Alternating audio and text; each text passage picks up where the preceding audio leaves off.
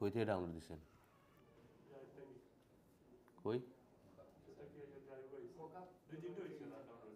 মানে আমি যেগুলো দিয়েছিলাম ওইগুলোর কথা বলতেছেন? তাহলে আপনি ডাউনলোড দিচ্ছেন কোন সাইট থেকে ডাউনলোড দিচ্ছেন এটা বিষয়? মকআপ ফ্রি, ফ্রি পিক ওইগুলোতে ডাউনলোড দিচ্ছেন, পিএইচডি ফাইল আসে না। তাইলে ফটোশপের ফাইলের নামে পিএইচডি ফাইল, ঠিক আছে? এখন পিএইচডি ফাইল অনেক সময় দেখা যাচ্ছে তারা বলতেছে আছে এখানে পিএইচডি, কিন্তু তারা আসলে পিএইচডি দেয় নাই, বুঝতে পারছেন? সো এখানে কিছু আছে যা ফেক মকআপ আছে, তারা দেখাইতেছে মকআপ, আসলে এটা কোনো মকআপ না, বুঝতে পারছেন? এই ক্ষেত্রে আপনাকে ডাউনলোড করে দেখতে হবে এটা পিএইচডি আছে কিনা। অনেক সময় দেয়, অনেক সময় দেয় না। এটা ফ্রি পিকেও দেখবেন না, অনেক মকআপ পাবেন, ফ্রি পিকে গিয়ে ঘুরতে পারেন। আর কি আছে? জি স্যার। আপনার প্রথম প্রবলেম হচ্ছে কি আপনি গ্রুপে শেয়ার না করে সরাসরি আমাকে শেয়ার করতেছেন।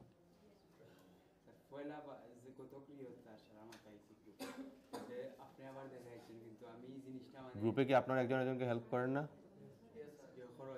তাইলে আপনি আগে হেল্পটা তাদের কাছে যাবেন, কারণ তাদেরও সেম প্রবলেমটা থাকতে পারে আপনি যে প্রবলেমটা ফেস করতেছেন, ঠিক আছে? সো এইখানে সমাধানটা দিলে সবার জন্য ভালো হয়, বুঝা গেছে? সো আপনি প্রত্যেকটা প্রবলেম আগে গ্রুপে শেয়ার করবেন, তারপরে যদি দেখেন কেউ পারতেছে না তাহলে মেসেজ দিবেন, বুঝা গেছে? এখন কি বুঝেন নাই বলেন? আপনি তো আমার ভিডিও আমাকে দিয়েছেন।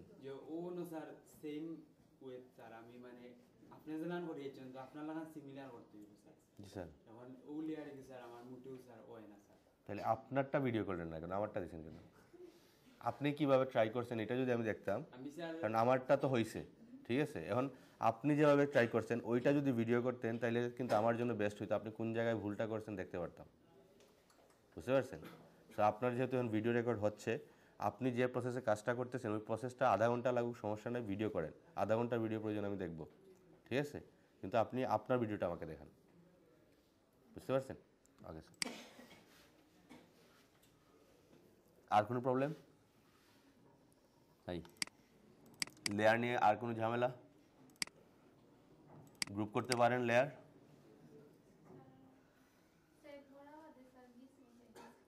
কি হয়ে যায় জেপিজিতে? আচ্ছা, যদি জেপিজিতে না ভাসে তাহলে প্রথমত সেভ করতে পারেন। আমরা এখন সেভ করতেছি এইভাবে এক্সপোর্ট এস দিয়ে, তাই না?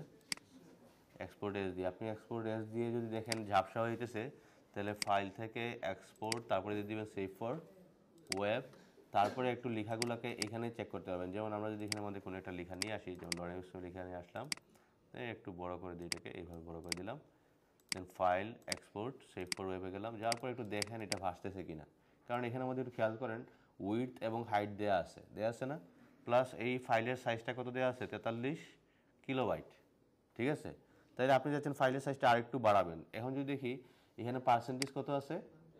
100%, তাহলে আমরা এটাকে দিয়ে দিলাম 200% দিয়ে, এখন কিন্তু সাইজটা আরও বেড়ে গেছে। আমি যদি এখানে যাই তাহলে দেখেন আরেকটু ক্লিয়ার হইতেছে এবং এখানের মধ্যেও বাড়তেছে, এটা এখন 134 KB হয়ে গেছে। আপনি যদি এটাকে 500% দিয়ে দেন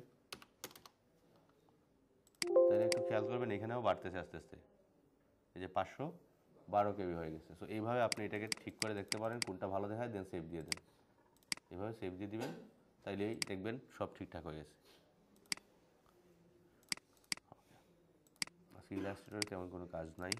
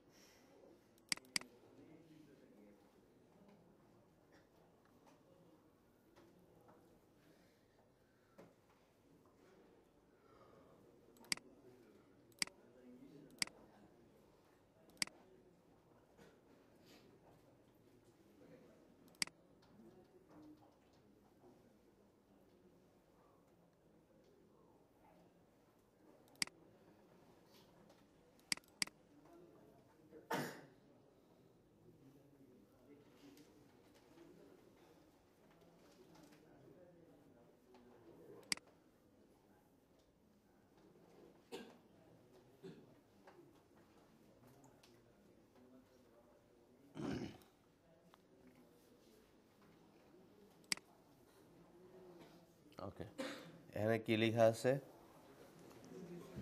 ইন্ট্রোডাকশন টু প্রফেশনাল ডিজাইন, এবং এখানে নিচে লেখা আছে আবার বেসিক এলিমেন্টস অ্যান্ড প্রিন্সিপালস।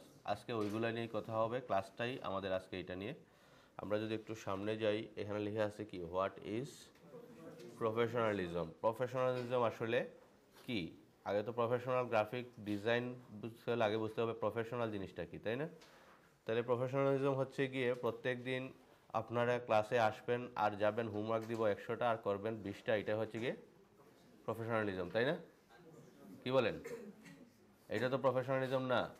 ঠিক আছে, আপনি দিছি ধরেন 20টা, আপনিও যদি 18টা করেন তাইলে এটা হয়তো বা ধরা যাবে প্রফেশনালি, আপনি এটাকে একটু ট্রাই করতেছেন, কিন্তু আপনারা যেটা করতেছেন এটা প্রফেশনালিজম না। এটা একেবারে ধরেন আপনাদের ভালো লাগতেছে না অথবা জোর করে কোনো কিছু আদায় করা হইতেছে, এরকম কিছু মনে হইতেছে।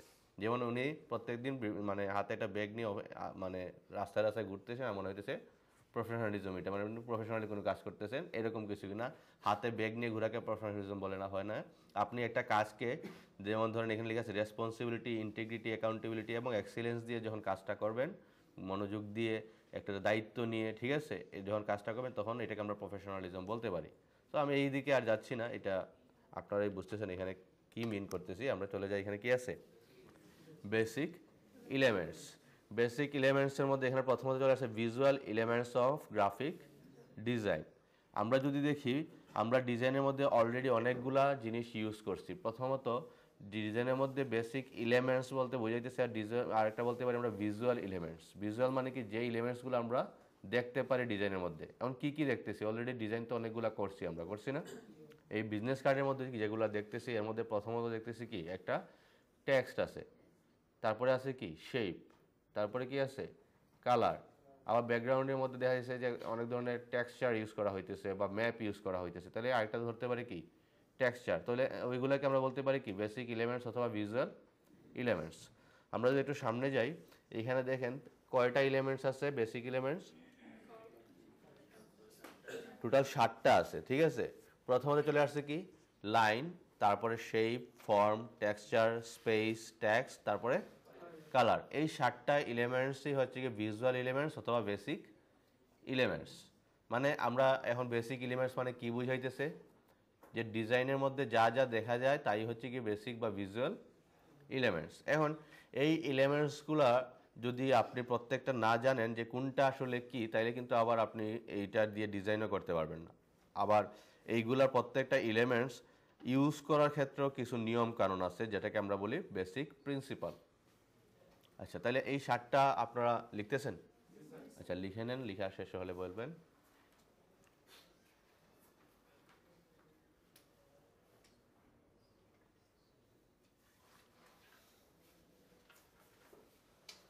আচ্ছা, এগুলো পাবেন, আবার সামনেও আছে, আপনারা একটু খেয়াল করেন, অত টাইম নিলে হবে না। এখানে মধ্যে তো প্রথমত চলে আসছে কি লাইন। আমি লাইন বললে সাথে সাথে লাইনটা লিখে নেন, তাইলে 7টা, আমি 7টা নিয়ে কথা বলবো, তাইলে সমস্যা হবে না। লাইন বলতে দেখা যাচ্ছে এই যে এগুলাকে আমরা কি বলতেছি লাইন, এগুলো অলরেডি আমরা ডিজাইন ইউজ করতেছি না, ইউজ করতেছি। এখন লাইন ইউজ করার অনেকগুলো কারণ আছে, যে কারণগুলো আমরা আস্তে আস্তে সামনে গেলে পাবো, যা শুধু চিনে রাখা প্রয়োজন, কোনটা লাইন আর কোনটা শেপ, কোনটা টেক্সট, এগুলো তো বুঝতে হবে আমাদের। সো এই যে লাইন, এই লাইন দিয়ে কিন্তু অলরেডি আমরা প্রথম দিকে কয়েকটা ডিজাইন করছিলাম না? যেমন আমরা ফোর্ট ডিজাইন অথবা ল্যান্ডস্কেপ ছিল আমাদের বিল্ডিং লাইন আর্ট, মনে আছে? ওই যা শুধু লাইন দিয়ে ডিজাইন করা হয়েছে, অথবা দেখা গেছে যে অনেক সময় নাম দেওয়ার পর বা টাইটেলটা দেওয়ার পর এটার নিচে একটা লাইন দেওয়া হইতেছে না? মানে আপাতত আপনারা ইউজ করেন, কিন্তু এটা যে লাইনটা দেওয়া হয়েছে অবশ্যই এটার একটা কারণ আছে। এমনিতেই যা শুধু লাইন দেওয়া হয় না, কিন্তু মাঝে মাঝে লাইন দেওয়া হয় ডেকোরেট করার জন্য, বুঝতে পারছেন? সো আমরা যদি দেখি লাইনের আরও কিছু উদাহরণ, এইগুলা হচ্ছে কি আমরা ডেকোরেশনের জন্য ইউজ করি লাইনগুলা। যেমন এখানে আছে হরিজন্টাল, ভার্টিক্যাল, ডায়াগোনাল, তারপরে broken, zigzag, wavy, curve, spider. দেখেন তো এগুলা সবগুলো আপনারা বানাইতে পারেন কিনা? এমন কোনটা আছে যে পারবেন না? কোনটা স্যার? এটা কার্ভড, কুরভিড, ওকে। আচ্ছা, কার্ভটা বানাইতে পারবেন না, তাই না? আচ্ছা, তাইলে আমরা যদি মনে রাখেন, এটা লিখে রাখেন, আমি লাস্টের দিক দিয়ে এটা দেখাই দিব। তারপরে এগুলো হচ্ছে আমরা ডেকোরেশনের জন্য ইউজ করি ডিজাইনের মধ্যে, এগুলো হচ্ছে লাইন। আবার লাইন দিয়ে যা শুধু ডিজাইনও করা যায়, যেমন ধরেন এইটা আমরা করছিলাম, মনে আছে? Building line art. এইগুলো দেখবেন আপনারা যখন freelancer.com যাবেন তখন দেখবেন এই ধরনের কাজও কিন্তু আসে। তারা একটা বিল্ডিং আছে, ওইটার যা শুধু লাইন আর্ট প্রয়োজন, সে অনেক সময় এগুলোকে কন্টেস্ট আকারে দিয়ে থাকে। আচ্ছা, তাহলে লাইন গেল, আমরা চলে আসি কি শেপ। এই যে শেপ আমরা চিনি না, চিনি, কিন্তু এখানে আমাদের শেপটার মধ্যে দেখানো আছে শেপ আর another basic elements in graphic design they relate to the geometric, organic or abstract shape. আচ্ছা, এখানে আমাদের তিনটা নাম চলে আসছে, একটা জিওমেট্রিক, একটা অর্গানিক, একটা কি অ্যাবস্ট্রাক্ট। আসলে এখানে যে শেপটা দেখতেছি, এই শেপের মধ্যে এইগুলা হচ্ছে কি জিওমেট্রিক শেপ। কেন বলতেছি, আমি যদি একটু সামনে যাই, শেপ হচ্ছে কি তিন ধরনের, এটা মনে রাখতে হবে। এগুলা আপনি প্রয়োজনে লিখে রাখেন এবং কোনটাকে কোন শেপ বলা হয় এগুলো লিখে রাখতে হবে। হতে পারে আপনাকে ক্লায়েন্ট বলছে আমাকে অ্যাবস্ট্রাক্ট শেপ দিয়ে একটা ডিজাইন করে দেন, তখন আপনি যদি ক্লায়েন্টকে আবার উল্টা কোয়েশ্চেন করেন যে অ্যাবস্ট্রাক্ট শেপ কি, তাহলে কিন্তু আবার শেষ। বুঝতে পারছেন? আপনি একজন প্রফেশনাল ডিজাইনার, সো এই প্রত্যেকটা জিনিস আপনাদেরকে মনে রাখতে হবে। প্রথমত চলে আসছে কি জিওমেট্রিক শেপ। জিওমেট্রিক শেপ হচ্ছে গিয়ে যে শেপগুলো অলরেডি আমরা ইলাস্ট্রেটরে দেখতে পাইতেছি, দেখা যাইতেছে না কিছু শেপ আমরা অটোমেটিক ক্রিয়েট করা যাইতেছে, অথবা যে শেপগুলোকে আমরা একটা নাম দিতে পারি। যেমন এইটার নাম কি ইলিপস, এর নিচেটার নাম কি রেক্টেঙ্গেল, ঠিক আছে? তারপরে আরও হতে পারে স্টার, পলিগন, হেক্সাগন, প্রত্যেকটা একটা নাম দিতে পারতেছি না। সো যে শেপগুলো আমরা একটা নাম দিতে পারি ওইগুলোকে আমরা বলি কি জিওমেট্রিক শেপ, অথবা যে শেপগুলোর একটা জ্যামিতিকভাবে পরিমাপ বা একটা নাম আছে এটাকে আমরা বলি কি জিওমেট্রিক শেপ। আর এটা আছে কি অর্গানিক শেপ। অর্গানিক শেপ হচ্ছে কি যে শেপগুলো প্রকৃতি থেকে পাওয়া যায়, যেমন পাতা, ফুল, অথবা যে বিভিন্ন ধরনের প্রাণীর শেপ, ওইগুলোকে আমরা কি বলি অর্গানিক শেপ। আবার অর্গানিক শেপকে আমরা আরেকটা বলতে পারি যে পেন টুল দিয়ে বা ডিফারেন্ট ডিফারেন্ট কার্ভেচার টুল দিয়ে বা যে কোনো টুল দিয়ে এমন একটা শেপ বানাইছেন যে শেপের কোনো নাম দিতে পারবেন না, এইটাকে আমরা কি বলি অর্গানিক শেপ। আবার আরেকটা চলে আসছে কি অ্যাবস্ট্রাক্ট শেপ। অ্যাবস্ট্রাক্ট হচ্ছে কি জিওমেট্রিকও আছে, অর্গানিকও আছে, দুইটা সমন্বয়ে যে শেপটা হয় এটাকে কি বলি আমরা অ্যাবস্ট্রাক্ট শেপ। অ্যাবস্ট্রাক্ট শেপ দিয়ে সাধারণত কোনো একটা সিম্বল, সাইন, এই ধরনের কোনো কিছু বোঝানো হয়, ঠিক আছে? যেমন এইটা কি বোঝানো হইতেছে একটা হাত, কিন্তু আসলে তো এটা কোনো হাত না। যদি এটা হাত হইতো তাহলে হাতটা এখানে কাটা থাকতো, কিন্তু আসলে একটা সিম্বল দিয়ে বোঝানো হয়েছে এটা একটা হাত। আর এটা দিয়ে কি বোঝানো হয়েছে একটা মানুষ, কিন্তু মানুষের গলায় কাটা থাকে না, তাইলে একটা সিম্বলের মাধ্যমে বোঝানো হইতেছে এটা একটা মানুষ।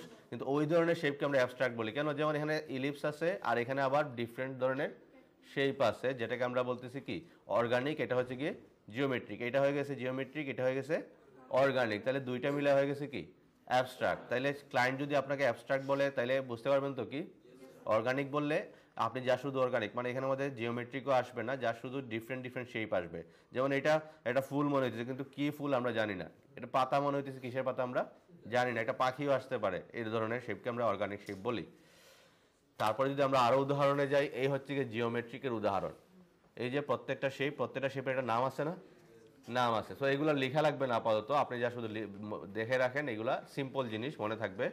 এখানে দেখেন এই যে প্রত্যেকটা শেপের নাম আছে। আমি বলছিলাম যে শেপগুলোকে আমরা একটা নাম দিতে পারি এগুলোকে আমরা জিওমেট্রিক শেপ বলি। তারপরে যদি আসি সামনে অর্গানিক শেপ, এই যে আমি বলছি প্রকৃতিতে থেকে আসা যে শেপগুলো আছে এগুলোকে কি বলি অর্গানিক। আবার যে শেপগুলা ডিফারেন্ট ডিফারেন্ট অ্যাঙ্গেলে বানানো হবে এবং এগুলোকে কোনো নাম দিতে পারবেন না, এগুলো কি হবে অর্গানিক শেপ। তারপরে হচ্ছে গিয়ে অ্যাবস্ট্রাক্ট শেপ। এই যে আমরা অ্যাবস্ট্রাক্ট শেপটা বেশিরভাগ ক্ষেত্রে লাগতেছে আমাদের লগো ডিজাইনে অথবা আইকন ডিজাইনে। এই যে এগুলা দিয়ে আমরা অলরেডি ডিজাইন করছিলাম না, এইগুলা ডিজাইন করছি। তারপরে সামনে গিয়ে যখন আপনি বিভিন্ন ডিজাইন আইকন ইউজ করবেন ওই ক্ষেত্রে এই ডিজাইনগুলোই পাবেন। তো এখানের মধ্যে যে জিওমেট্রিকও আছে, অর্গানিকও আছে, এইগুলো অ্যাবস্ট্রাক্ট শেপ। তাহলে শেপ মনে রাখেন। তারপরে যদি যাই আমরা ফর্ম, ফর্ম একটা যদি বলি সেটা হচ্ছে গিয়ে যে আমরা ডিজাইন করতেছি কোন সফটওয়্যারে, ইলাস্ট্রেটরে, তাই না? ইলাস্ট্রেটর সফটওয়্যারটা 3D সফটওয়্যার না 2D সফটওয়্যার? 2D software. কারণ হচ্ছে গিয়ে আমরা চাইলে এই যে একটা এরকম, জি স্যার,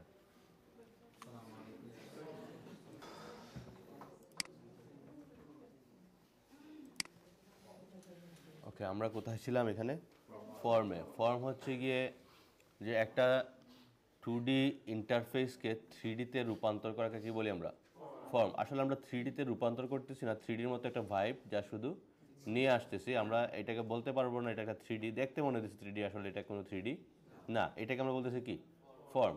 যেমন এইটা একটা সার্কেল ছিল, এটাকে গ্রেডিয়েন্ট, লাইট এখানে ডার্ক দিয়ে এমনভাবে মনে হইতেছে এটা একটা বলের মতো, তাই না? যেমন এটা মনে হচ্ছে এটা রিংয়ের মতো, কিন্তু আসলে এটা কোনো রিং না। এখানের মধ্যে হালকা একটু ডার্ক একটা কালার দেওয়া হয়েছে, আর এদিক দিয়ে একটা ডার্ক কালার দেওয়া হয়েছে। এটা মনে হচ্ছে একটা রিং, কিন্তু আপনি চাইলেই এই বলটাকে উল্টা এটার পিছনে কি আছে দেখা সম্ভব ইলাস্ট্রেটরে? যদি এটা দেখা যেত তাহলে এটা হয়ে যেত একটা 3D সফটওয়্যার, বুঝতে পারছেন?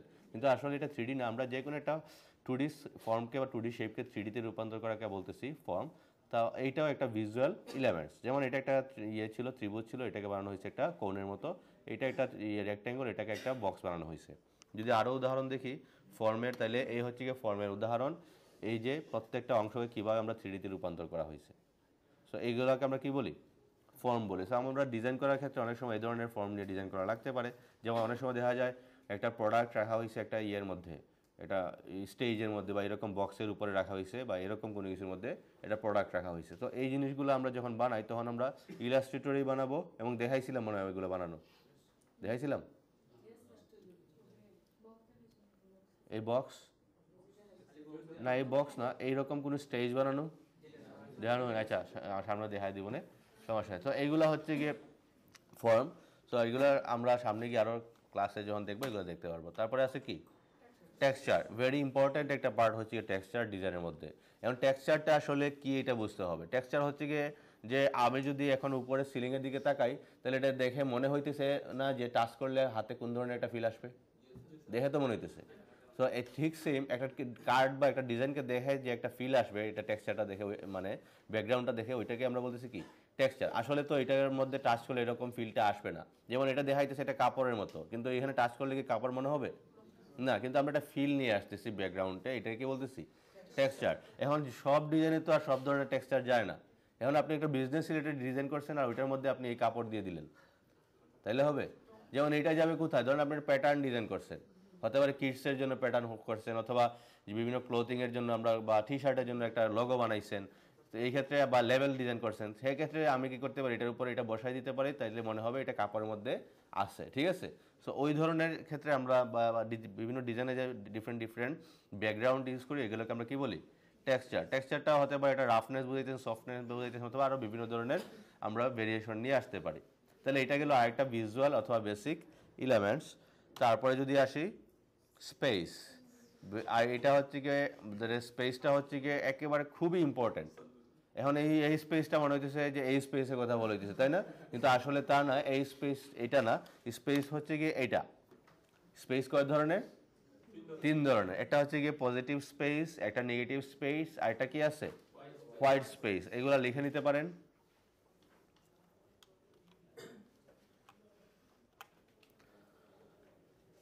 স্পেস 3 ধরনের, পজিটিভ, নেগেটিভ, তারপরে একটা কি আছে হোয়াইট স্পেস। পজিটিভ স্পেস কোনটা? পজিটিভ স্পেস হচ্ছে গিয়ে আপনার শেপটা যেদিক দিয়ে আসে, এটা হচ্ছে গিয়ে পজিটিভ স্পেস, ঠিক আছে? যেমন এখানে আমাদের শেপটা কোথায় আছে, এই অংশতে না, ব্ল্যাক অংশতে বোঝাইতেছে শেপ আছে, কিন্তু এই ব্ল্যাক অংশটা দেখে কি মনে হচ্ছে, এটা দাবার গুটির মতো মনে হচ্ছে না? এটা হচ্ছে পজিটিভ স্পেস। কিন্তু আমি যদি দেখি এখানের মধ্যে উল্টো দিকে তাকালে দেখছি এখানে একটা মানুষ আছে, এখানে একটা মানুষ আছে, তাহলে এই দুইটা হচ্ছে নেগেটিভ স্পেস। কিন্তু এটা আমি হোয়াইট স্পেস বলতে পারবো না। হোয়াইট স্পেস হচ্ছে যেখানে কোনো কিচ্ছু নাই, এটাকে আমরা কি বলবো হোয়াইট স্পেস। কিন্তু যে জায়গায় শেপ আছে, কিন্তু এই শেপের ঠিক অপোজিট যে পার্টটা আছে, এই পার্টটা কোনো কিছু রিপ্রেজেন্ট করতেছে, বুঝতে পারছেন? যেমন এইখানে আমাদের নেগেটিভ স্পেস কোনটা, এই দাবার গুটিটা হচ্ছে গিয়ে নেগেটিভ স্পেস, আর হোয়াইট পজিটিভ স্পেস কোনটা, এই দুইটা মানুষ, ঠিক আছে? কিন্তু এখানে আমাদের পজিটিভ স্পেস হচ্ছে গিয়ে দাবার গুটি, বুঝতে পারছেন? তাহলে এই হচ্ছে গিয়ে স্পেস। আরেকটা চলে আসছে কি হোয়াইট স্পেস। হোয়াইট স্পেস হচ্ছে ধরতে পারেন একটা ব্যাকগ্রাউন্ড যেখানের মধ্যে কোনো কিছু নাই। যেমন এটা দেয়াল দেওয়া আছে, দেয়ালের মধ্যে এটাও হোয়াইট স্পেস, এটাও হোয়াইট স্পেস। এখানে হয়তো বা একটা কোনো কিছু রাখলেন, কিন্তু এটা হয়ে যাবে পজিটিভ স্পেস, আর এটা হয়ে যাবে হোয়াইট স্পেস। এটা কোনো নেগেটিভ স্পেস হবে না, ঠিক আছে? যেমন আমাদের এখানে দেয়ালের মধ্যে এই জায়গায় আছে আমাদের এই যে স্ক্রিনটা, এটা হচ্ছে কি আমাদের পজিটিভ স্পেস, কিন্তু এখানে কোনো কিছু নাই, কিন্তু এটা নেগেটিভ স্পেস না, এটা কি হোয়াইট স্পেস। কিন্তু এটা যদি কোনো কিছু রিপ্রেজেন্ট করতো, তাহলে এটা হয়ে যেত কি নেগেটিভ স্পেস। মানে একটা হোয়াইট স্পেস দিয়ে যখন কোনো কিছু রিপ্রেজেন্ট করেন, তখন এটা হয়ে যায় নেগেটিভ স্পেস, বোঝা গেছে? সো এইগুলো নিয়ে যখন ডিজাইন করবো তখন বুঝতে পারবেন, আরও ডিফারেন্ট উদাহরণ যখন চলে আসবে। আমরা চলে আসি এখানে কি আছে টাইপোগ্রাফিটা আরো বেশি ইম্পর্টেন্ট। যেমন আমরা আমরা টাইপোগ্রাফি নিয়ে ক্লাস পাইছি না? আমরা টাইপোগ্রাফি টুলস নিয়ে টুলস নিয়ে কথা বলছি, ক্যারেক্টার প্যানেল নিয়ে কথা বলছি, প্যারাগ্রাফ প্যানেল নিয়ে কথা বলছি, কিন্তু এইখানের মধ্যে দেখেন এখানে লেখা আছে education is the most powerful weapon. এখন আমি এটা যদি নর্মালি একটা টেক্সট আকারে এখানে লিখে দিতাম education is the most powerful weapon, তাইলে হয়তো বা 10 মিনিট পরে বা আধা ঘন্টা পরে যদি আমি আপনাকে কোয়েশ্চেন করতাম এখানে কি লেখা ছিল, তাইলে আপনার হয়তো মনে নাও থাকতে পারতো। বুঝতে পারছেন? কিন্তু এটা যদি আপনি একটু ভালো করে দেখে যান, এইটা অন্তত আপনার মাথায় আবার বা চোখে আবার বেশি উঠবে যে এখানে কি লেখা ছিল। বেশি উঠবে না? দেখেন তো, কারণ এটা বন্দুকের মতো ছিল, এখানের মধ্যে লেখা ছিল education is the most powerful weapon. এটার মাধ্যমে ওয়েপনটা এমনভাবে দেওয়া হয়েছে, বন্দুকটা এমনভাবে রাখা হয়েছে যে ওয়েপনই আছে এটা এখানে, আবার লেখাটাও ওয়েপন। ঠিক আছে? সো এই ধরনের কোনো কিছু দিয়ে, যেমন আপনি লিখতেছেন স্মল, ঠিক আছে, মানে লিখছেন স্মল, আর ইয়ে টাইপোগ্রাফির স্টাইলটা দিয়ে দিয়েছেন বোল্ড বা এক্সট্রা বোল্ড, তাহলে এটা স্মল হইল। যদি লিখতেন বিগ, তাহলে একটা বড় করে বোল্ড করে দিয়ে যদি লিখতেন বিগ, তাহলে বিগের সাথে বিগটা যাইতো।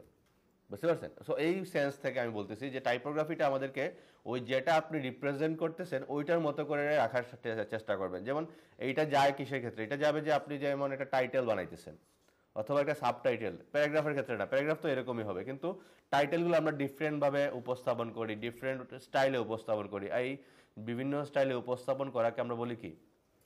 টাইপোগ্রাফি। সো টাইপোগ্রাফি নিয়ে সামনে আরও ক্লাস পাবেন, মাস্টার ডিজাইনে গিয়ে আরও বিস্তর ক্লাস পাবেন। আমরা যদি যাই এখানে সামনে কালার, ভিজুয়াল এলিমেন্টসের মধ্যে একটা চলে আসছে কালার। কালারটা আরও বেশি ইম্পর্টেন্ট এই ক্ষেত্রে। আপাতত আমরা কালার নিয়ে কাজ করতে গেলে কোনো নিজে থেকে কালার মেক করতে যাব না, আমরা অন্যান্য ডিজাইনে যে কালারগুলো অলরেডি ইউজ করা হয়েছে ওইগুলো থেকে কালার মেক করব, কারণ কালার নিয়ে আপনারা ক্লাস পাবেন, কালার ক্লাস দেখানো হবে। আমরা যদি দেখি এখানের মধ্যে কালারের কয়েকটা প্রকারভেদ আছে। এখানের মধ্যে আমি প্রথম দিনই বলছিলাম যে কালার কয়টা মোড নিয়ে কাজ করে? দুইটা মোড, একটা হচ্ছে RGB, আর এটা কি CMYK। RGB মানে হচ্ছে কি রেড, গ্রিন, তারপরে ব্লু, তারপরে এখানে সায়ান, ম্যাজেন্টা, ইয়েলো, ব্ল্যাক হচ্ছে গিয়ে CMYK। এখন এইটা কেন ইউজ করি আমরা? ইলেকট্রনিক মিডিয়ার জন্য, এটা প্রিন্ট মিডিয়ার জন্য। এখন এখানের মধ্যে মাত্র কালার কয়টা? তিনটা। আসলে এখানের মধ্যে তিনটা কালার না, এই রেড কালার দিতেছে 255টা ভ্যালু, গ্রিন দিতেছে 255, ব্লু দিতেছে 255 ধরনের ভেরিয়েশন। এই 255কে সবগুলাকে মাল্টিপ্লাই করে যতগুলা ভেরিয়েশন হয় ওই ততগুলা কালার সে আপনাকে দেখাইতেছে। বুঝতে পারছেন?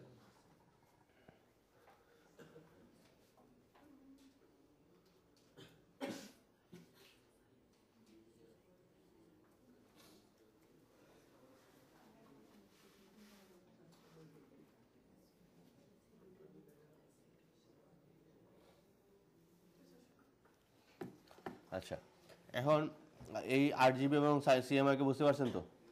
ওকে স্যার, তাহলে আমরা একটু সামনে যাই। আমরা কালার ইউজ করার ক্ষেত্রে কিছু রুলস ফলো করতে হবে। যেমন এখানে লেখা আছে কি ইন্ট্রোডাকশন অফ কালার হুইল। আমরা বিভিন্ন জায়গায় যখন কালার নিয়ে কাজ করব তখন দেখবেন এই ধরনের একটা হুইল দেখা যাবে। ঠিক আছে? এটাকে আমরা বলি কি কালার হুইল। এখন কালার হুইল নিয়ে কাজ করতে গেলে আমাদেরকে আগে কালার হুইলটা বুঝতে হবে, এটা কিভাবে মেক হয়েছে। এইটা যদি আপনি রুলসগুলো না জানেন তাহলে কিন্তু এখান থেকে মানে আপনার ইচ্ছা মতো কালার নিয়ে ডিজাইন ভালো করতে পারবেন না। এই ক্ষেত্রে কিছু রুলস আছে। যদি দেখি এখানের মধ্যে কালার হুইলের মধ্যে দেখেন 12টা কালারের হুইল আছে। যেমন এখান থেকে যদি গণেন তাহলে টোটাল এখানে কয়টা আছে? 12টা। মানে এইভাবে যদি গণেন এখানের মধ্যে 1টা 2টা 3টা 4টা 5টা 6টা 7টা 8টা 9টা 10টা 11টা 12টা। বুঝতে পারছেন? টোটাল 12টা কালার এখানে আছে এবং 12টা কালারের ডিফারেন্ট ভার্সন আছে। সো এটা কিভাবে হইতেছে আমরা একটু দেখি। তাহলে এখানে দেখেন কালার হচ্ছে কি প্রথমত 3 প্রকার। কয় প্রকার? 3 প্রকার। এগুলো একটু লিখে নিতে পারেন।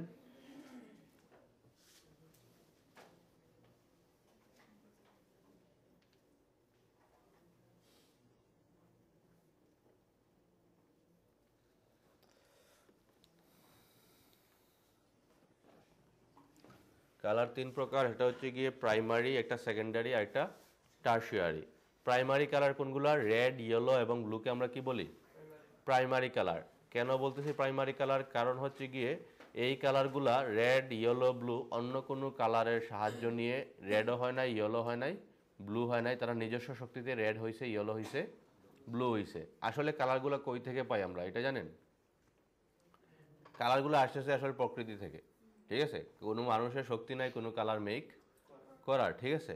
তো এই ক্ষেত্রে এখানে আমাদের রেড ইয়েলো ব্লু হচ্ছে কি একটা প্রাইমারি কালার, যে কালার অন্য কোনো কালারের সাহায্য নেয় নাই, তারা নিজস্ব শক্তিতে রেড হয়েছে, ইয়েলো হয়েছে, ব্লু হয়েছে। কিন্তু প্রাইমারি কালারের পরে চলে আসে কি সেকেন্ডারি কালার, কিন্তু এই সেকেন্ডারি কালারটা প্রাইমারি কালারের সাহায্য নিয়ে হয়েছে। কিভাবে? যেমন রেড আর ইয়েলো মিলে হয়েছে অরেঞ্জ, তারপরে রেড আর ব্লু মিলে হয়েছে পার্পল, তারপর ইয়েলো আর ব্লু মিলে হয়েছে গ্রিন। বুঝতে পারছেন?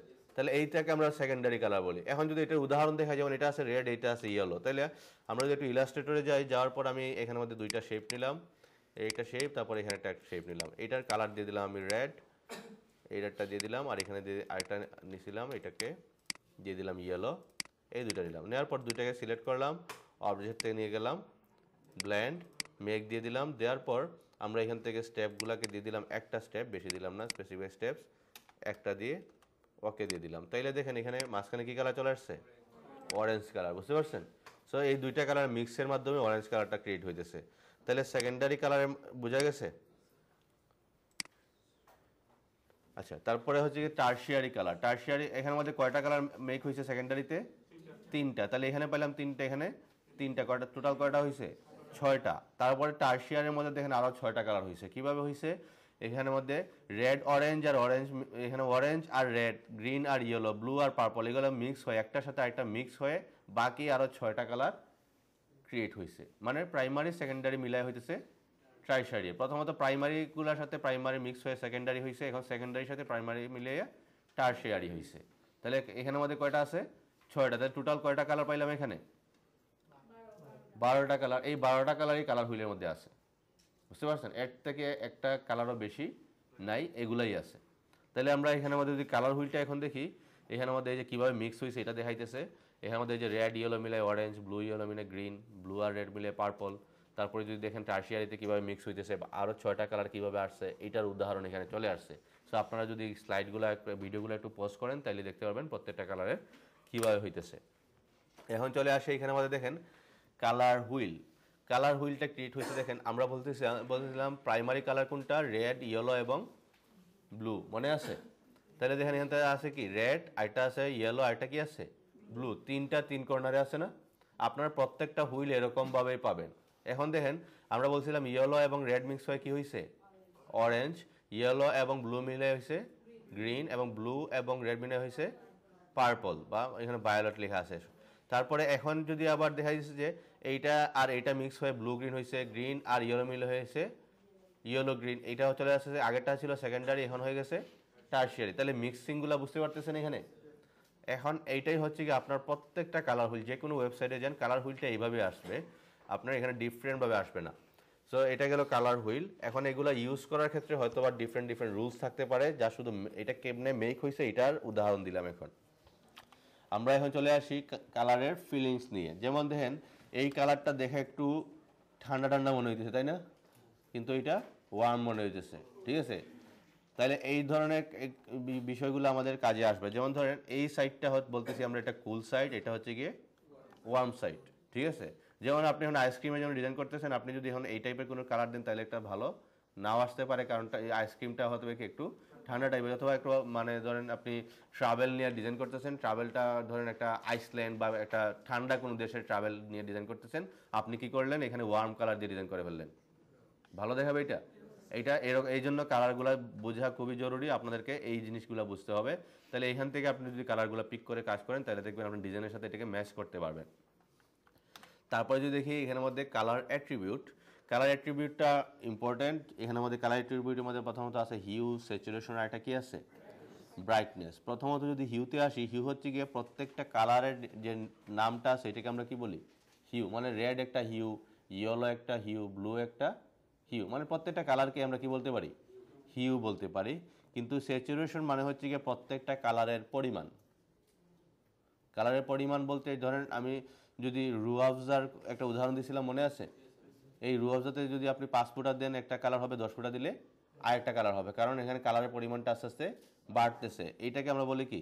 স্যাচুরেশন। এই যে আস্তে আস্তে কালারের পরিমাণটা কমে গেছে। আর ব্রাইটনেসটাতে আমি একটু পরে আসতেছি, এটা উদাহরণ সামনে আসে। আমরা যদি হিউ এবং স্যাচুরেশন নিয়ে কথা বলি, এই যে এইটাকে আমরা বলতেছি কি? হিউ কালার বা পিওর কালার। তাহলে এই হিউটা হচ্ছে যা, শুধু এইটাকে আমরা হিউ বলতেছি। এখানে মধ্যে যদি রেড আসতো তাহলে এটাও একটা হিউ হইতো। এখন যদি আমরা চলে যাই, এখানের মধ্যে চলে আসে এটা টিন্ট। হিউ তো বুঝতে পারছেন? আচ্ছা, টিন্ট। টিন্ট মানে হচ্ছে কি প্রত্যেকটা কালারের সাথে যখন আমরা হোয়াইট এড করবো এটা হয়ে যাবে কি টিন্ট। যেমন এইখানের মধ্যে যে কালারটা আছে এইটাও সেম কালারই, কিন্তু এটা এই কালারের একটা টিন্ট ভার্সন। বুঝতে পারছেন? টিন্ট ভার্সন কেমনে হয়েছে? আপনাকে বলতে পারে ক্লায়েন্ট, আমার এই কালারের মধ্যে ঠিকঠাক আছে, আমাকে একটু টিন্টটা বাড়ায় দাও, অথবা টোনটা বাড়ায় দাও, অথবা শেডটা বাড়ায় দাও, এরকম বলতে পারে। এক্ষেত্রে টিন্ট মানে কি বুঝতে হবে। টিন্ট মানে হচ্ছে গিয়ে যে কোনো কালারের সাথে হোয়াইট অ্যাড করাকে বলা হয় কি টিন্ট। এখন হোয়াইট অ্যাড করতে পারবেন কিভাবে? ব্লেন্ড করে একটা কালার নিলেন এটা, আর একটা কালার নিলেন হোয়াইট, দুইটাকে ব্লেন্ড করে মাঝখানে যতগুলো কালার পাবেন এখান থেকে যে কোনো একটা কালার নেন, তাহলে টিন্ট অ্যাড হয়ে গেল। তারপরে হচ্ছে গিয়ে টোন। টোন মানে কি যে কোনো কালারের সাথে গ্রে অ্যাড করাকে কি বলি আমরা? টোন বলি। এগুলো মনে রাখবেন সবাই। এখান থেকে ক্লায়েন্টই আপনাদেরকে বলবে যে আমার এই ডিজাইনের কালারের টোনটা একটু বাড়ায় দাও। এক্ষেত্রে টোন যদি আপনি না বুঝেন তাহলে কেমনে বাড়াবেন? এই যে কোনো কালারের সাথে গ্রে অ্যাড করবেন তাহলে এটা টোন হয়ে গেল।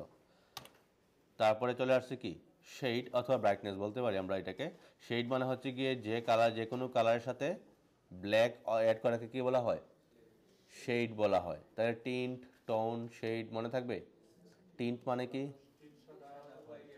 সাদা অ্যাড করা, টোন গ্রে অ্যাড করা, আর শেড হচ্ছে গিয়ে ব্ল্যাক অ্যাড করা। এটাকে আপনি ব্রাইটনেসও বলতে পারেন, ঠিক আছে?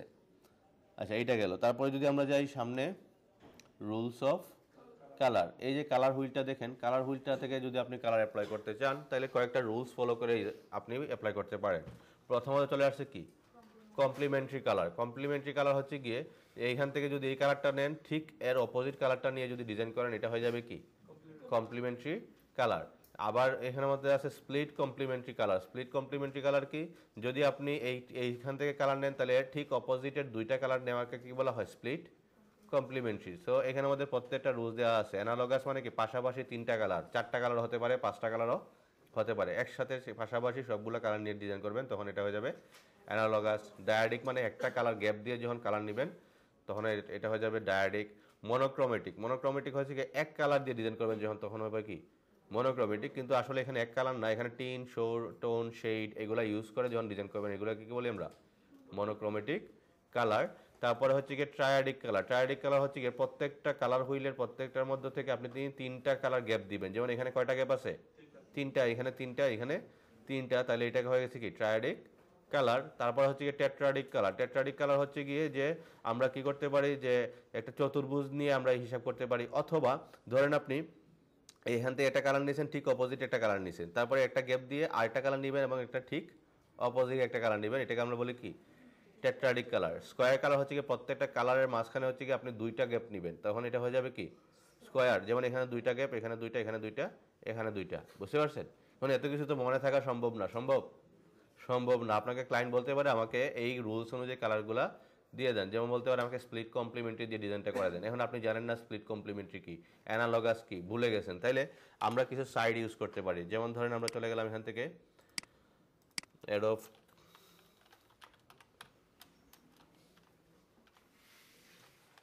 Colour wheel.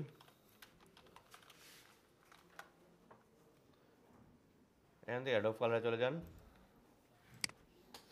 যাওয়ার পর এখানে একটু খেয়াল করেন, এখানে লেখা আছে কালার হারমোনি। এই যে আমি যে বিষয়টা নিয়ে কথা বলতেছি এটাকে আমরা কালার হারমোনি বলতে পারি। এখানে যদি কালার হারমোনিতে ক্লিক করেন তাহলে দেখেন মনোক্রোমেটিক, ট্রায়াডিক, কমপ্লিমেন্টারি, স্প্লিট কমপ্লিমেন্টারি সবগুলো আছে না? আপনি চাচ্ছেন এই কমপ্লিমেন্টারি কালার দিয়ে ডিজাইন করবেন, তাহলে নিলাম এখানে কমপ্লিমেন্টারি। নিয়ে যদি আমি এখান থেকে একটাকে চেঞ্জ করি তাহলে কয়টা চেঞ্জ হইতেছে? বাকিগুলো চেঞ্জ হইতেছে না?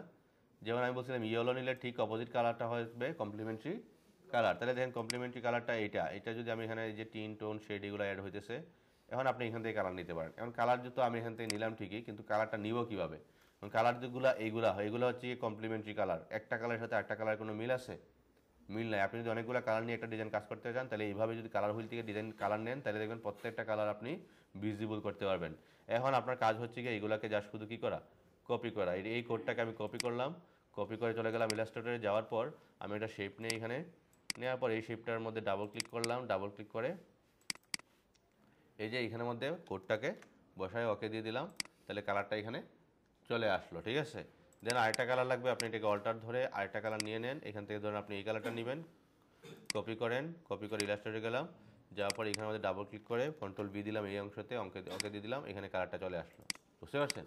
সবগুলোকে আপনি কি কোথায় রাখতে পারেন? সো আছে, কীভাবে রাখবেন? ডাবল এই দুইটাকে সিলেক্ট করেন, সিলেক্ট করার পর এখানে একটা অপশন আছে কি নিউ কালার গ্রুপ, ওকে দিয়ে দেন, ওকে দিয়ে দিলাম, তাহলে এই দুইটা কালার এখানে চলে আসলো। বুঝতে পারছেন? তো এইভাবে আপনারা কালারগুলো নিতে পারেন। তারপরে একটু সামনে যাই আমরা, এই যে কমপ্লিমেন্টারি কালার দিয়ে কি ডিজাইন করা হয়েছে এগুলা দেখানো হইতেছে। এখানে আমাদের যা শুধু এই কমপ্লিমেন্টারি ইউজ করা হয়েছে, আর কোনো কিছু নাই। তারপরে আর কি আছে, স্প্লিট কমপ্লিমেন্টারি, এইটা দিয়ে এই ডিজাইনগুলো করা হয়েছে, এই কালারগুলো ইউজ করা হয়েছে, এইটা বোঝানো হইতেছে এখানে। তারপরে অ্যানালগাস দিয়ে এই ডিজাইনটা হয়েছে গডজিলা, তারপরে আরেকটা মনে হয় মুভির কোনো ইয়ে হবে, পোস্টার হবে। তারপরে হচ্ছে গিয়ে মনোক্রোমেটিক দিয়ে এই দুইটা ডিজাইন করা হয়েছে। মনোক্রোমেটিক মানে কি টিন টোন শেড একটা কালারের, এগুলো দিয়ে যখন ডিজাইন করবেন এটাকে বলা হয় মনোক্রোমেটিক কালার। ট্রায়াডিক কালার, ট্রায়াডিক কালার হচ্ছে গিয়ে এই যে এই কালার দিয়ে যখন ডিজাইন করা হইতেছে, মানে প্রত্যেকটা কালারের মাঝখানে তিনটা গ্যাপ দিয়ে যখন ডিজাইন করা হয় এটাকে ট্রায়াডিক বলা হয়। এই যে এই তিনটা কালার দিয়ে কালার করা হয়েছে। তারপরে যদি দেখি আমরা টেট্রাডিক, ধরেন আপনি অনেকগুলা কালার নিয়ে ডিজাইন করবেন, তাহলে অনেকগুলা কালার নিয়ে ডিজাইন করলে কি করতে পারেন? টেট্রাডিক ইউজ করতে পারেন। দেখেন এখানে প্রত্যেকটা কালার ভিজিবল, কেন? কারণ এই রুলসগুলো ফলো করে ডিজাইন করা হয়েছে। তাহলে এই বেসিক এলিমেন্টস বোঝা গেছে? ওকে, কোনো কোয়েশ্চন? নাই, থাকার কথাও না। এখন চলে আসি কি বেসিক প্রিন্সিপাল। এতক্ষণ দেখছি কি আমরা বেসিক এলিমেন্টস, এখন এলিমেন্টসগুলোকে আমাদেরকে ডিজাইনে অ্যাপ্লাই করতে হবে। তো এই ডিজাইনে অ্যাপ্লাই করতে গেলে কিছু প্রিন্সিপাল ফলো করে এগুলোকে অ্যাপ্লাই করা লাগে। তাহলে আমরা চলে আসি প্রিন্সিপালে। প্রিন্সিপাল কী কী আছে একটু দেখি। এই প্রিন্সিপালগুলো একটু খেয়াল করেন। এখানে প্রিন্সিপাল আছে কয়টা টোটাল? 7টা। কয়টা আছে? 7টা প্রিন্সিপাল। প্রথমত চলে আসছে কি ব্যালেন্স, তারপরে contrast, emphasize, alignment, hierarchy, repetition and pattern, তারপরে কম্পোজিশন। এইগুলাকে আমরা বলি বেসিক প্রিন্সিপাল। সো এইগুলো একটু লিখে নিতে পারেন।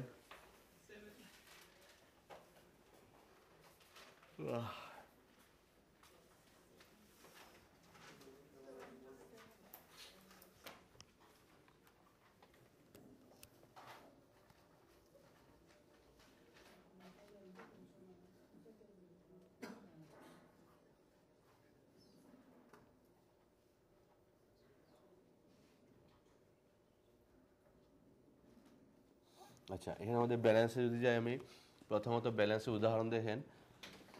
ব্যালেন্স আসলে কি এটা বুঝতে হবে। একটা ডিজাইনের মধ্যে আমরা দেখতেছি টেক্সটও আছে, শেপও আছে, তাই না? এখন টেক্সট এবং শেপগুলোকে আমাদেরকে ব্যালেন্স করতে হবে। যেমন এই দিক দিয়ে দেখেন, এই দিক দিয়ে দুইটা শেপ, এই দিক দিয়েও কি আছে? দুইটা শেপ, দুই দিক দিয়ে ব্যালেন্স আছে না? ব্যালেন্স আছে। এখন বুঝতে হবে ব্যালেন্স আসলে কয় প্রকার। এখানে ব্যালেন্স কয় প্রকার? সিমেট্রিক্যাল, অ্যাসিমেট্রিক্যাল, আর এটা কি আছে? Radial balance. এখন সিমেট্রিক্যাল ব্যালেন্স আসলে কি? সিমেট্রিক্যাল ব্যালেন্সের উদাহরণ হচ্ছে কি এইটা, যেমন যে এই দুইটা সাইডেরই অবজেক্ট কি আছে? সমান আছে। আর যদি দেখা যায় অ্যাসিমেট্রিক্যাল ব্যালেন্সের উদাহরণ দিই, তাইলে হতে পারে এইখানে আছে শেপ, এইখানে আছে টেক্সট, ঠিক আছে? আবার এখানে আছে দুইটা শেপ, তাহলে দুইটার কন্টেন্ট ডিফারেন্ট কিন্তু ব্যালেন্সটা সমান। এটাকে আমরা বলি কি? Asymmetrical balance. আবার রেডিয়াল ব্যালেন্স, তাহলে এগুলোর উদাহরণে চলে যায়, তাহলে বুঝতে পারবেন। যেমন এটা হচ্ছে কি সিমেট্রিক্যাল ব্যালেন্সের একটা উদাহরণ। এই দিক দিয়ে যে কন্টেন্ট, ওই দিক দিয়েও সেম কন্টেন্ট, এটাকে আমরা বলি সিমেট্রিক্যাল ব্যালেন্স। তারপরে যদি অ্যাসিমেট্রিক্যালে যাই, তাই এটা হয় সিমেট্রিক্যাল ব্যালেন্স। যেমন ধরেন এই ছবির মধ্যেও ব্যালেন্স আছে একটা, এদিক দিয়ে যতগুলো পিলার আছে এদিক দিয়েও ততগুলো আছে। সো দুইটা দিক দিয়ে ব্যালেন্স আছে। জি স্যার, মানুষ দিয়ে ব্যালেন্স খুঁজতেছেন? আমরা মানুষে যাচ্ছি না, আমরা এই তাজমহলে আছি, ঠিক আছে? তারপরে আছে কি অ্যাসিমেট্রিক্যাল ব্যালেন্স। অ্যাসিমেট্রিক্যাল ব্যালেন্সে দেখেন দুইটার ওজন কি সমান? কিন্তু এখন এমনভাবে রাখা হয়েছে এইটাগুলো কি সমস্যা হবে? এখন আর সমস্যা হবে না, কিন্তু এই ডিফারেন্টভাবে রাখার কারণে দুইটার ব্যালেন্সকে সমান করা হয়েছে। সো আমরা যখন ডিফারেন্টভাবে বিভিন্ন কন্টেন্টকে উপস্থাপন করে ব্যালেন্সটা ক্রিয়েট করব, তখন এটা হয়ে যাবে কি অ্যাসিমেট্রিক্যাল ব্যালেন্স। হতে পারে এখানের মধ্যে আমরা এটাকে এখানে নিয়ে আসলে এদিক দিয়ে এটা পড়ে যাবে, তাই না? তাইলে আমরা কি করতে পারি? এই ধরনের বৃত্ত আরও 3টা নিয়ে আসতে পারি এদিক দিয়ে, তাইলে ব্যালেন্স হয়ে যাবে না? হয়ে যাবে, কিন্তু এটাকে সিমেট্রিক্যাল ব্যালেন্স বলতে পারবেন না, এটা কি বলতে পারবেন? Asymmetrical balance. তারপরে এটা তেমন একটা ভালো উদাহরণ না, এটা বাদ দেন। তারপরে কি আছে? Radial balance. রেডিয়াল ব্যালেন্স বলতে বৃত্তাকারে যে ব্যালেন্সটা ক্রিয়েট করা হয় এটাকে কি বলি আমরা? Radial balance. যেমন এটা একটা উদাহরণ, আবার আরেকটা উদাহরণ হচ্ছে গিয়ে ম্যান্ডালা ডিজাইন, যেগুলো আপনারা সামনে গিয়ে কাজ করবেন ইনশাল্লাহ। এখন তো এইগুলা হচ্ছে কি রেডিয়াল ব্যালেন্স, কিন্তু রেডিয়াল দিয়ে আমরা আপাতত ডিজাইনে ইউজ করতেছি না, এটা যা শুধু ম্যান্ডেলার ক্ষেত্রে প্রযোজ্য। রেডিয়াল কি? যখন একটা অনেকগুলা কন্টেন্ট একটা কমন পয়েন্ট থেকে বৃত্তাকারে ঘুরবে, যেমন এই প্রত্যেকটার একটা কমন পয়েন্ট এখানে আছে না, তারপর এগুলোর প্রত্যেকটা বৃত্তাকারে ঘুরতেছে এই কমন পয়েন্ট থেকে, এগুলোকে আমরা বলি কি? Radial balance. যেমন আমরা ঘড়ি ডিজাইন করছিলাম, তাই না? তো এটা রেডিয়ালি আমরা কাজ করছি। তাহলে এটা গেল ব্যালেন্সের কাজ। কন্ট্রাস্ট। এখন ব্যালেন্স নিয়ে আমাদেরকে আরও কিছু কাজ করতে হবে। যেমন আমরা ডিজাইনের মধ্যে কি ইউজ করতেছি, একদিক দিয়ে শেপ আছে, আরেকদিক দিয়ে নাম আছে। বিজনেস কার্ডে আপাতত বিজনেস কার্ডে কি আছে? নাম আছে, নাম্বার আছে, সবগুলো এক সাইডে রাখা হইতেছে না, আবার আরেক সাইডে দেখা যাচ্ছে শেপ রাখা হইতেছে। আপনি যদি এখন থেকে এগুলো একটু ভালো করে খেয়াল করেন, দেখবেন এই টেক্সটগুলোর ওয়েট আর শেপগুলোর ওয়েট মোটামুটি সমান আছে। বুঝতে পারছেন? কোনো দিক দিয়ে এমন পাবেন না যে যা শুধু এক সাইডে শুধু লেখা রেখে দিছে আর অন্য সাইডে কোনো কিছুই রাখে নাই, এরকম পাবেন না। যদি এরকম থাকে তাইলে দেখবেন সব টেক্সটগুলোকে একেবারে মাঝখানে নিয়ে আসছে। বুঝা গেছে? সো আপনারা এখন থেকে এই ব্যালেন্স ডিজাইনের মধ্যে আছে কিনা একটু খেয়াল করে তারপরে ডিজাইনগুলো করবেন। তারপরে আছে বেসিক প্রিন্সিপালের মধ্যে কি আছে? এটা কন্ট্রাস্ট। কন্ট্রাস্ট মানে কি? এখানের মধ্যে লেখা আছে গুড কন্ট্রাস্ট, আর এটা আছে কি? Bad contrast. আচ্ছা, এই গুড কন্ট্রাস্ট তো পড়া যাচ্ছে না, ব্যাড কন্ট্রাস্ট কি পড়া যাচ্ছে না? যাচ্ছে তো। তাহলে এখানে বলা হইতেছে ব্যাড কন্ট্রাস্ট, কিন্তু পড়া তো যাচ্ছে ঠিকই, তাহলে এটা ব্যাড হইলো কেমনে?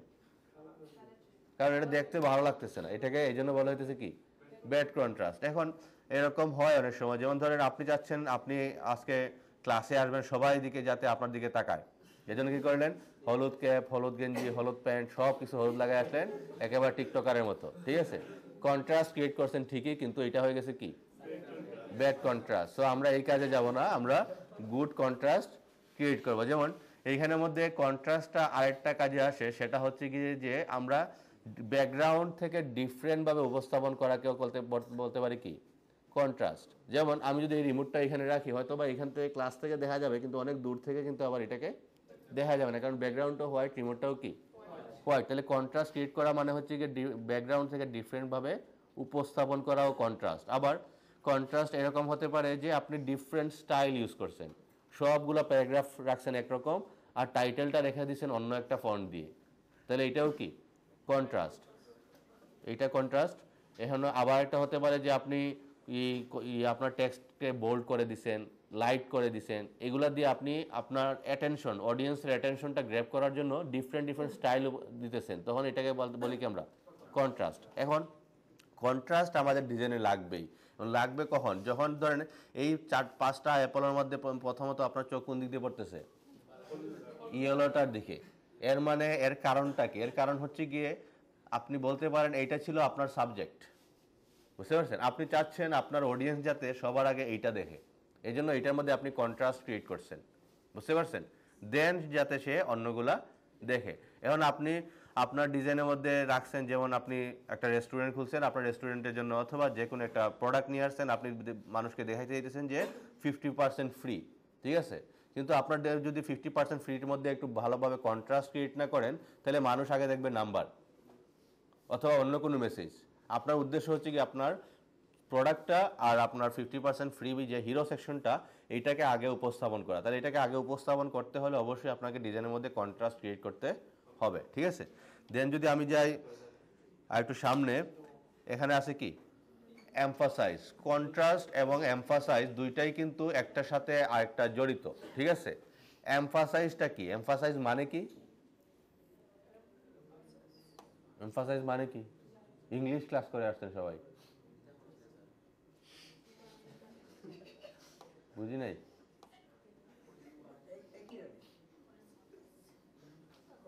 আজকে মানে উমর স্যারকে আনতেই হবে। হ্যাঁ, এতজন মানুষ, একটা মানুষ এমফাসাইজ মানে কি বলতে পারতেছে না।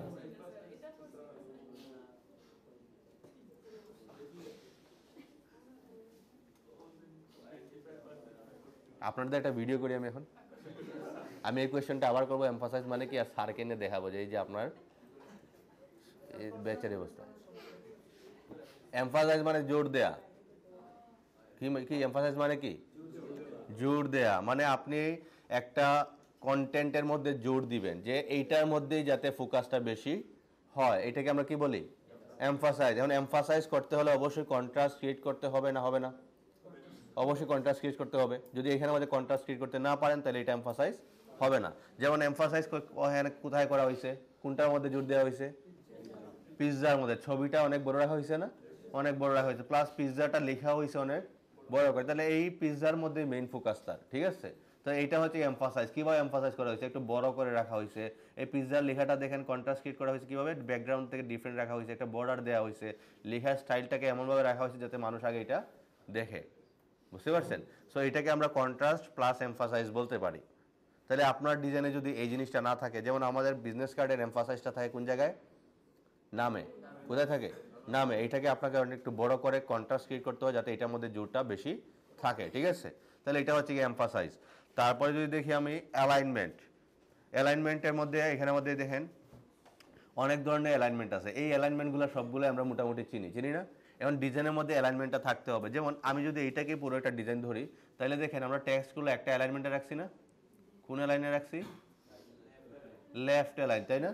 তাহলে এই লেফট অ্যালাইনটাকে আমরা বলতেছি যে এটা হচ্ছে লেফট অ্যালাইনমেন্ট। তাহলে প্রত্যেকটা ডিজাইনে একটা অ্যালাইনমেন্ট আছে, কিন্তু কোনো ধরনের এলোমেলো অ্যালাইনমেন্ট নাই। যেমন একটা ডিজাইনে কোনো সময় পাবেন না সেন্টারও আছে, লেফটও আছে, রাইটও আছে, সব একসাথে রাখা হইতেছে না। রাখা হইতে পারে কি এজ অ্যালাইনমেন্ট। যেমন আমি যদি সামনে যাই, এখানের মধ্যে দেওয়া আছে কি এজ অ্যালাইনমেন্ট। এজ অ্যালাইনমেন্ট কি? একটা ডিজাইনে দেখবেন মার্জিনগুলা যেমন এই সাইডও সমান আছে, বা বাম সাইডও সমান আছে, ডান সাইডও সমান আছে, মানে মার্জিনের বাইরে কোনো লেখা যাচ্ছে না। এটাকে আমরা বলি কি এজ অ্যালাইনমেন্ট। আবার হতে পারে কি টপ আবার বটম অ্যালাইনমেন্টও থাকতে পারে। তারপরে কি থাকতে পারে আবার অন্য কোনো ডিজাইন দেখবেন সেন্টার অ্যালাইনমেন্ট ইউজ করা হইতেছে, মানে সব লেখাগুলোকে সেন্টারে রাখা হয়েছে, সাইডের দিক দিয়ে তেমন একটা অ্যালাইনমেন্ট রাখা হয় নাই। সো অ্যালাইনমেন্ট এই ধরনের হতে পারে। তাহলে অ্যালাইনমেন্ট কয় ধরনের আছে এখানে? দুই ধরনের। একটা এজ অ্যালাইনমেন্ট, একটা হচ্ছে কি সেন্টার অ্যালাইনমেন্ট। এজ মানে কি লেফট রাইট টপ বটম সব দিক দিয়েই সমান আছে, এটাকে আমরা কি বলি এজ অ্যালাইনমেন্ট। আর সেন্টার মানে সেন্টার পয়েন্টটাকে ঠিক রাখা হয়েছে, বাকিগুলোকে ঠিক রাখা হয় না, এটাকে আমরা বলি সেন্টার অ্যালাইনমেন্ট। তারপরে চলে আসি কি ভিজুয়াল হায়ারার্কি। ভিজুয়াল হায়ারার্কি অথবা হায়ারার্কি বলতে পারেন। হায়ারার্কি মানে হচ্ছে গিয়ে যে আমরা কন্ট্রাস্ট ক্রিয়েট করছি, এমফাসাইজ করছি, জোর দিছি পিৎজাতে, তাই না?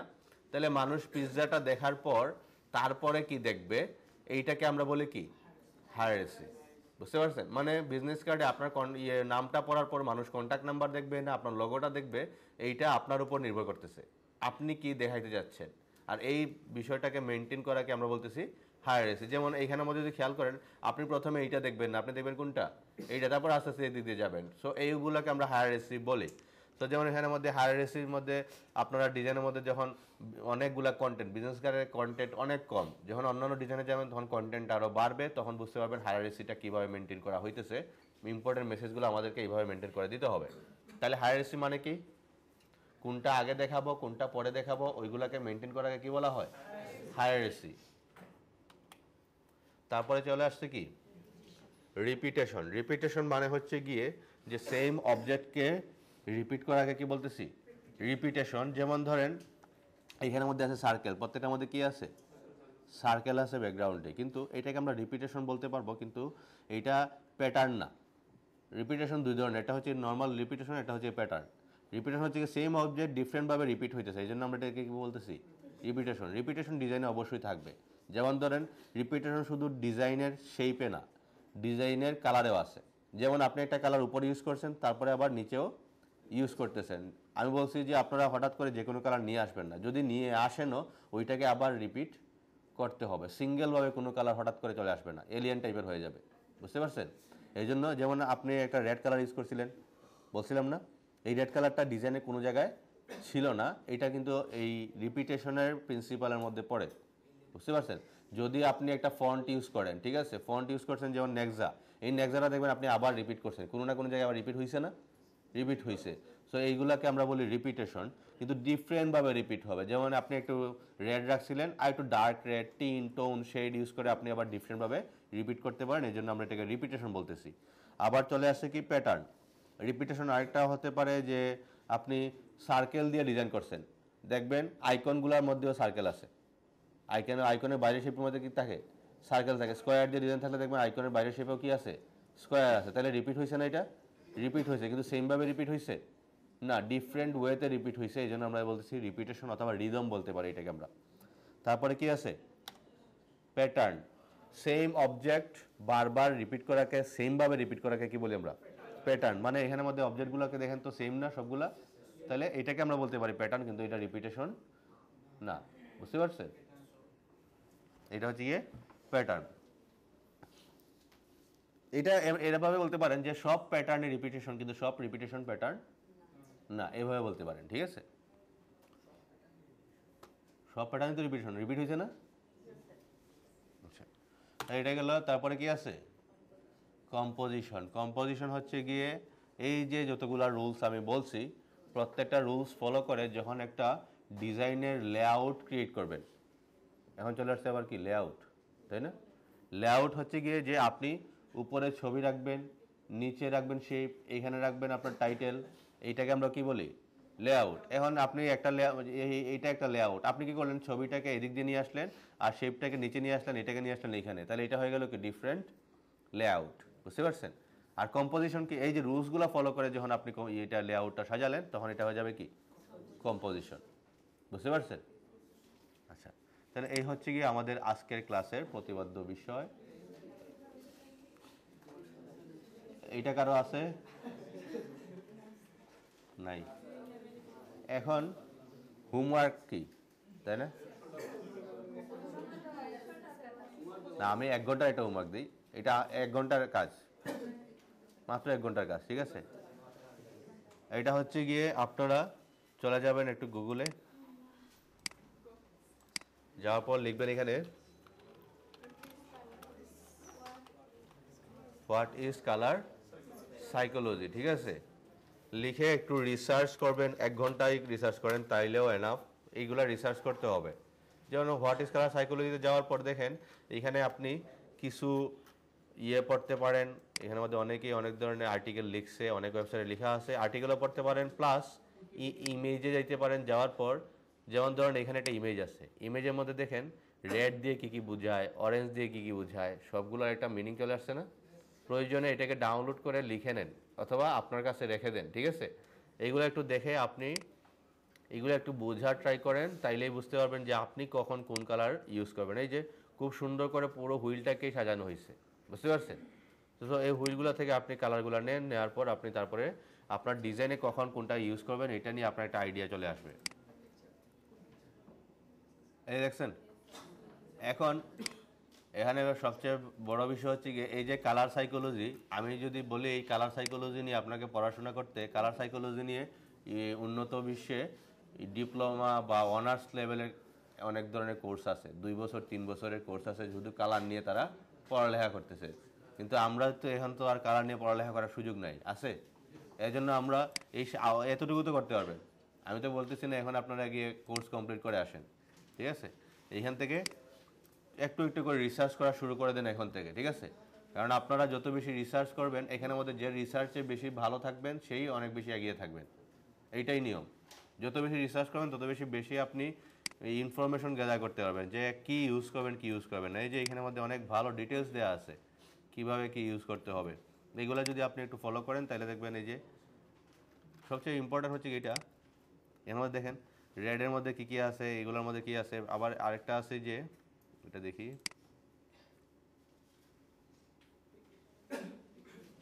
এই যে ব্লু মানে কি বোঝায়? ট্রাস্ট বোঝায়। আপনি ট্রাস্ট টাইপের, যেমন ট্রাস্ট কোন ধরনের কোম্পানি হতে পারে? হেলথ রিলেটেড অথবা ইন্স্যুরেন্স, ডক্টর, তাদের জন্য যখন ডিজাইন করবেন তখন আপনি ব্লু টাইপের ডিজাইন নিতে পারেন। কারণ তারা এখানের মধ্যে এই ট্রাস্ট জিনিসটা, হেলথ জিনিসটা, ফেইথ, ন্যাচারাল এই ধরনের কোনো কিছু নিয়ে আসতেছে। আপনি কি করলেন? তাদের জন্য ডিজাইন করলেন আর কালার দিয়ে দিলেন কি রেড। হবে? হবে না। ডিজাইন করতেছেন একটা ইভেন্টের জন্য, হয়তো বা একটা পারে একটা এই কার্ড ডিজাইন করতেছেন, বিয়ের কার্ড, আর দিয়ে দিলেন কালার ব্ল্যাক। তাহলে এখানে আমাদের কি মানে সুখ দিবস হয়ে গেল না? চাইলে তো হবে না। তো এইগুলা থেকে আপনাকে আগে জানতে হবে কোনটা কি বুঝাইতেছে, তারপরে না ইউজ করতে হবে, বুঝা গেছে? তো আপাতত আপনার ডিজাইন যেহেতু করতেছেন, কালার নিয়ে একটু রিসার্চ করেন, প্রয়োজনে একটু লিখে রেখে দেন, আপনি একটা নোটপ্যাডে লিখে রেখে দেন, তারপরে আপনি এগুলো ইউজ করবেন। আর এই যে গ্রাফিক রিভার থেকে যে ডিজাইনগুলো নিতেছি, এইগুলা থেকে আপনারা আপাতত কালারগুলো পিক করবেন, অন্য নিজে থেকে কোনো কালার মেক করার প্রয়োজন নেই।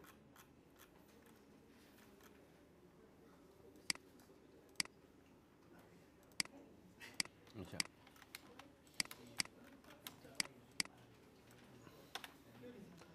নেক্সট ক্লাসে আপনারা সবাই স্কেচ বুক নিয়ে আসবেন।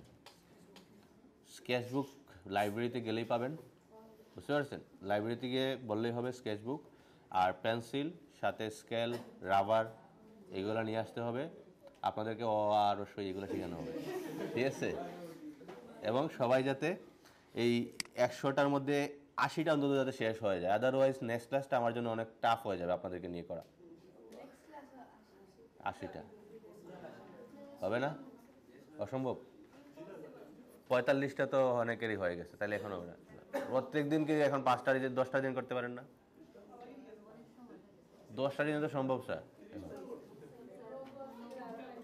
লোগো আপনারা নিজে থেকে বানাইতে জানেন এখন আবার?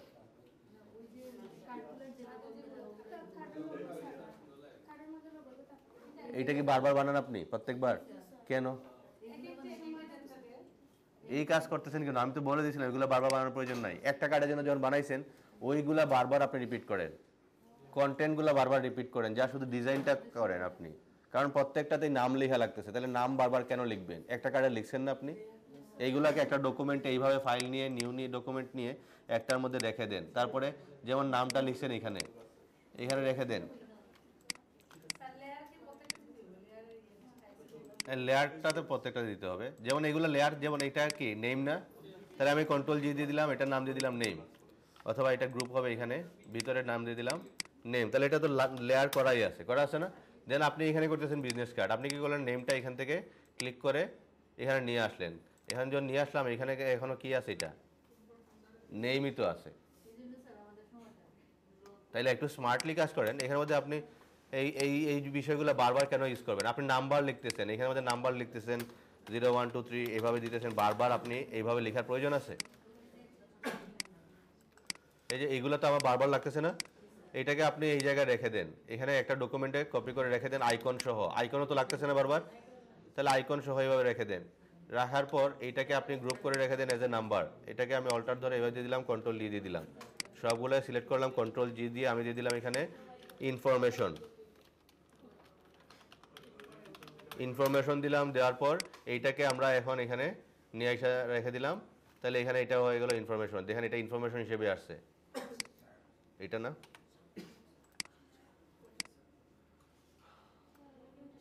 এই যে ইনফরমেশন হয়ে আসছে না? তাহলে আপনি একটাতে লেয়ার ক্রিয়েট করবেন, বাকিগুলোতে যা শুধু রিপিট করবেন। আর কি হতে পারে? যা শুধু এখন হতে পারে আপনি এখানের মধ্যে শেপ নিতে হবে। তো আপনার এখান থেকে যদি শেপ নিয়ে নেন, এইভাবে শেপ নিয়ে নিলাম, তারপরে এখান থেকে যে যে কালারটা আছে কালারটা নিলেন। যা শুধু আপনার কাছে হচ্ছে এইগুলো বানানো, এইগুলো বানাবেন, এইভাবে এইভাবে বানাই দিবেন, শেষ, ডিজাইনই তো হয়ে গেছে।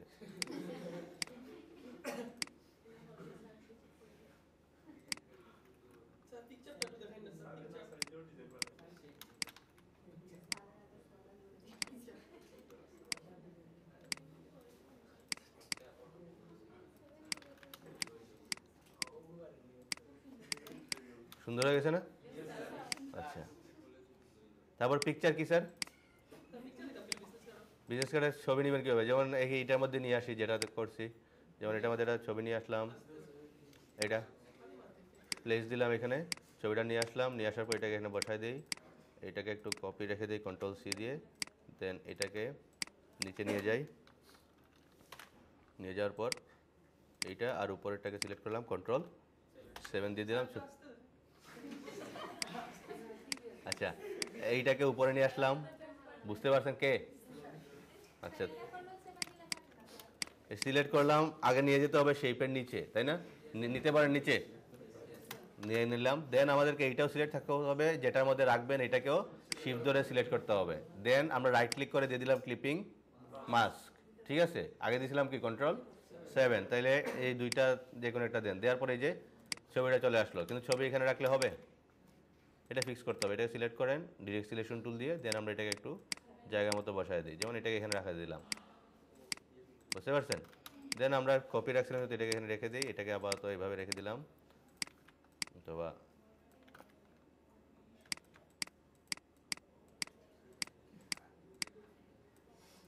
এটা থেকে ট্রান্সপারেন্সি একটা আছে, ট্রান্সপারেন্সি থেকে আমরা দিয়ে দিলাম এখান থেকে মাল্টিপ্লাই, মোটামুটি ডিজাইন একটা হয়ে গেছে, বুঝতে পারছেন? তাহলে আপনারা যদি এই মানে এখন নিজেতেই ডিজাইন করতে যাবেন না, কারণ নেক্সট ক্লাসে আমরা স্কেচ করব, ডিজাইন করার আগে স্কেচ করতে হবে, আদারওয়াইজ ডিজাইন সেন্স এখন আসবে না, এই জন্য আগে স্কেচ করতে হবে। সো সবাই স্কেচ বুক নিয়ে আসতে হবে, আদারওয়াইজ এবং স্কেচ বুক নিয়ে আপনার বাসায় আবার বসে দেখেন না, ঠিক আছে? কারণ নেক্সট ক্লাস ভিডিও করার মতো কোনো কিছু নাই, বুঝা গেছে? আপনারা স্কেচ করবেন, আমি মোবাইল দিয়ে ভিডিও করবো, কিছু করার নাই, নেক্সট ক্লাস ভিডিও হবে না, বুঝা গেছে? সো কেউ ক্লাস মিস করবেন না, সবাই ক্লাসে আসতে হবে।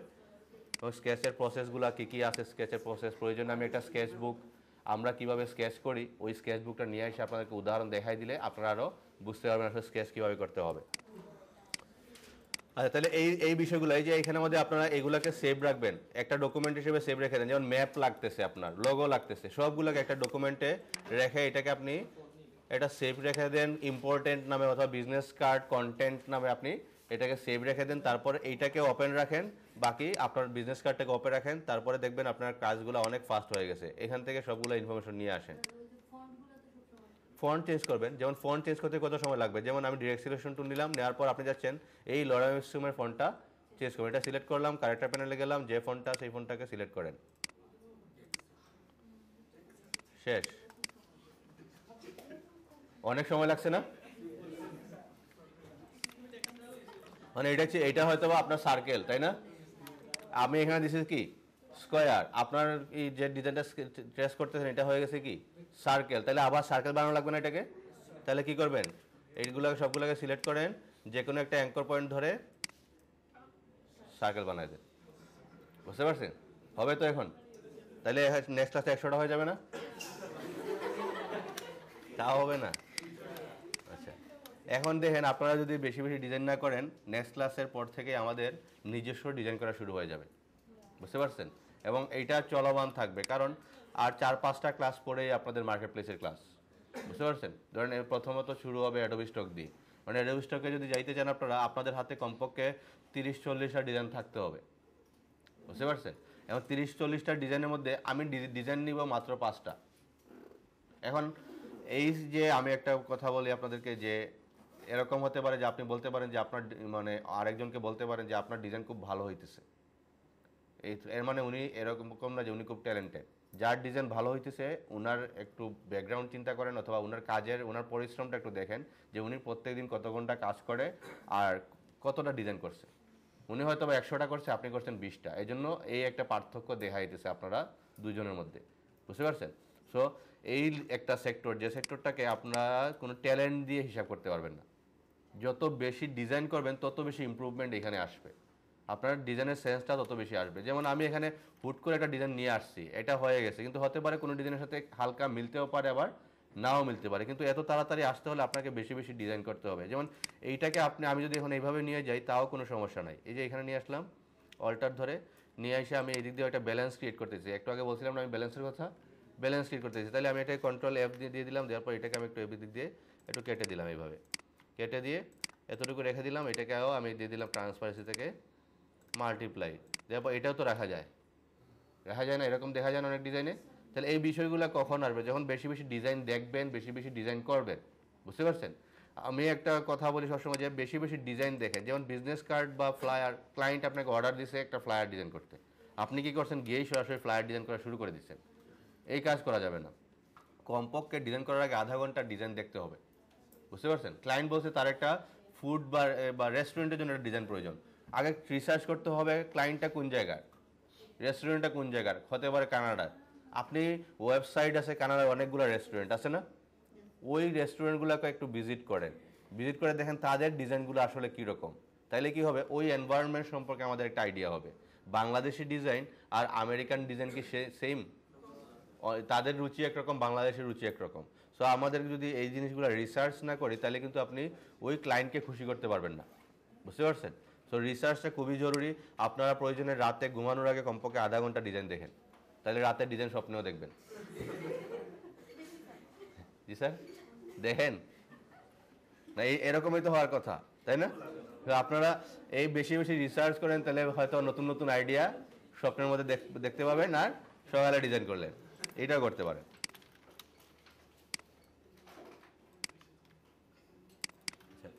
বাদ দিয়ে দিই। আচ্ছা, এখন আরেকটা বিষয় হচ্ছে কি, আমরা এটা আর্টবোর্ডের সাইজ কত নিয়েছিলাম? না, এটা পিক্সেলে নেওয়া, এটা না। আপাতত আপনারা একটা কাজ করবেন, এখানে ইঞ্চিতে নিয়ে এখান থেকে আমরা 3.5 নিয়েছিলাম, আর এখানে নিচে কত 2 ইঞ্চি ব্লিড নিচ্ছি 0.125, এখান থেকে সিএমআইকে না 8 GB, দেন আমরা এখান থেকে ক্রিয়েট দিয়ে দিলাম, দেওয়ার পরে একটা নিচ্ছি, ভুল তো হয়ে গেছে, এখন কি করবেন, এটাকে অল্টার ধরে আইটা নিয়ে নিলাম, বুঝতে পারছেন? তাহলে এখন আপনারা কি আবার এটা ক্রস করতেন? আচ্ছা, এরকম করা লাগবে না, ঠিক আছে? দেন এখানের মধ্যে আমরা কি করছিলাম, লেয়ারসের মধ্যে কি করছিলাম, বেসিক সেটআপ একটা করছিলাম না? আপাতত এটা থেকে মুক্তি দিলাম, ঠিক আছে? বেসিক সেটআপ আর লাগবে না। বেসিক সেটআপ কার জন্য করি? ক্লায়েন্টের জন্য। এখন আমাদের টার্গেট হচ্ছে কি অ্যাডোবি স্টক, সো আমরা আপাতত বেসিক সেটআপে আর সময় নষ্ট না করে আমরা এখান থেকে ব্যাকগ্রাউন্ড থেকে ডিজাইন করা শুরু করে দিই, বুঝা গেছে? এই যে এখানের মধ্যে এই সেটআপটা নিলেন, করা আছে, যদি মনে করেন করা নাই তাহলে আপনি এখানের মধ্যে এটা লাগবে না আপাতত। তারপরে এটাকে কি করছিলাম আমরা, অবজেক্ট থেকে অফসেট পাথ, তারপরে এখান থেকে আমরা এটাকে একটা গাইড বানাই দিলাম, মেক গাইড, দেন আনলক করি, সবগুলোকে সিলেক্ট করি, Ctrl+C, তারপর এখানে দিলাম Ctrl+F, তারপর এটাকে দিয়ে দিন গ্রুপ, Ctrl+G, এটাও Ctrl+G, ঠিক আছে? দেন আপনি এখন ডিজাইন করা শুরু করেন, যেমন এখানের মধ্যে আপনি চাইলে এই পেন্সিল টুল দিয়ে এইভাবে ডিজাইন করা শুরু করেন। ডিজাইন তো এরকম আছে না, অনেক ডিজাইন আছে, যেমন আমরা নেক্সট ক্লাসে দেখাবো অনেক জিনিস, যেহেতু টাইম আছে কিছু জিনিস দেখাই দিই। যেমন ধরেন এখান থেকে আমি একটা কালার নিয়ে নিলাম, নেওয়ার পর এটাকে আমি একটু অ্যাডজাস্ট করে দিই, ডিজাইন আসবে না কেন, ডিজাইন আসবে। তারপরে এখানে দিয়ে দিন আপনার নাম,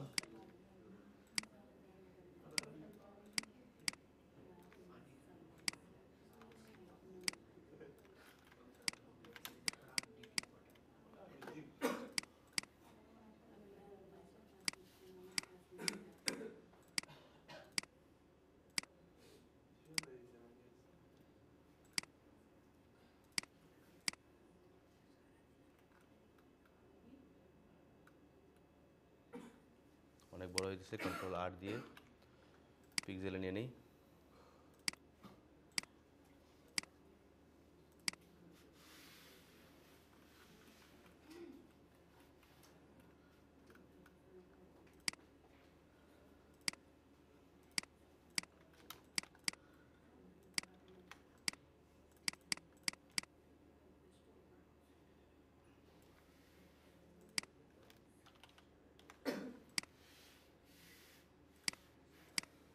হয়ে যাচ্ছে না?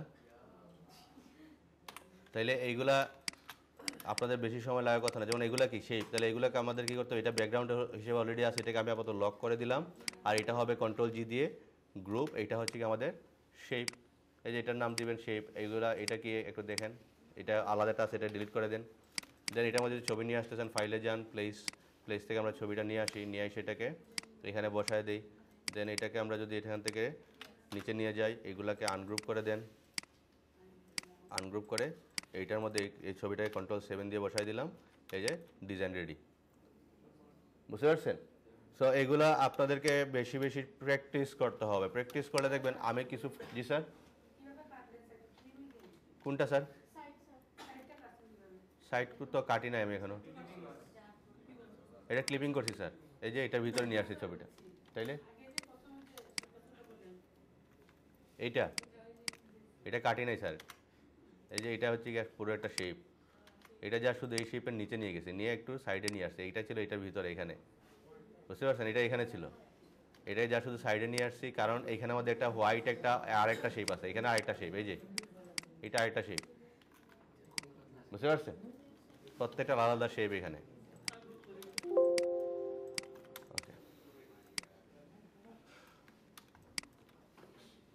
আচ্ছা আপাতত আপনারা নিজে থেকে ট্রাই করার প্রয়োজন আছে। আমি বলছিলাম 3D অবজেক্ট দেখাবো, তাই না? আচ্ছা, তাইলে আপনারা একটা কাজ করতে পারেন, এখানের মধ্যে ইলিপস নিয়ে নিলাম আমি একটা। ইলিপস নিয়ে এটা একটা কালার আপাতত দিই, দেওয়ার পর ইলিপসটাকে আমি এইভাবে দিয়ে দিলাম। এইভাবে দিয়ে এটাকে আমি একটু অল্টার ধরে নিচে নিয়ে আসলাম। নিয়ে আসার পর এখানে একটা লাইন টুল নিব, স্যার একটু খেয়াল করেন সবাই। দেন এই লাইন টুলটাকে আমি অল্টার ধরে আবার এদিক দিয়ে নিয়ে যাই।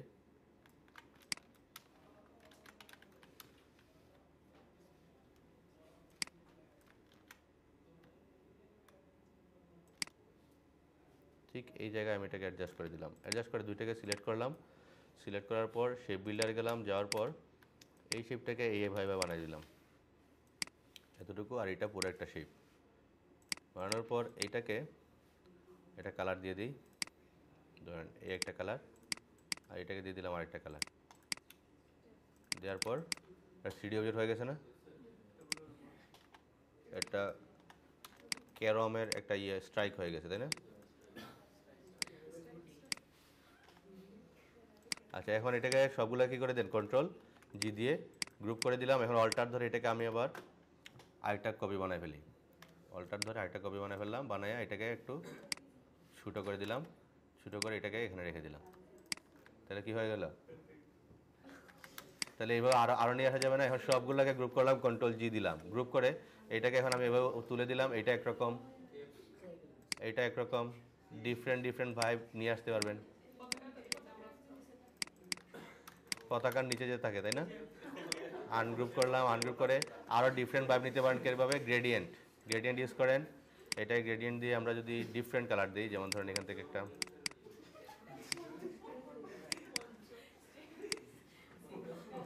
কি হয়েছে,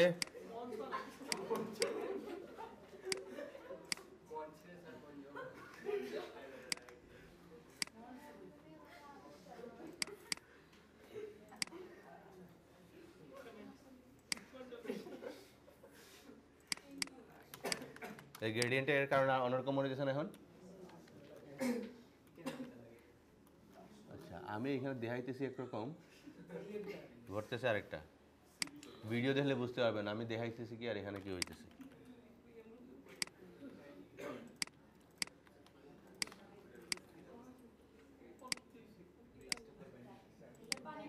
অনেক ঝামেলা আছে স্যার।